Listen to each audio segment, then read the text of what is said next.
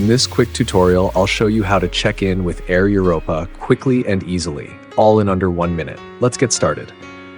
Step 1.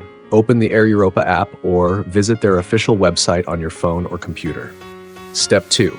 Tap or click on Check-in at the top menu. Step 3. Enter your booking reference and last name exactly as they appear on your ticket. Step 4.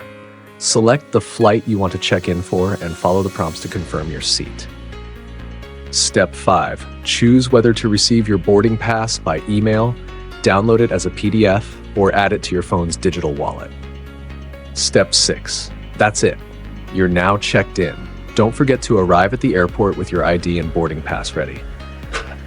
Tip: you can usually check in up to 48 hours before your flight, but always verify the time window depending on your destination. That's how to check in with Air Europa quickly. If you found this helpful, give this video a like and don't forget to subscribe to Guide with Samuel for more easy tutorials. Thanks for watching.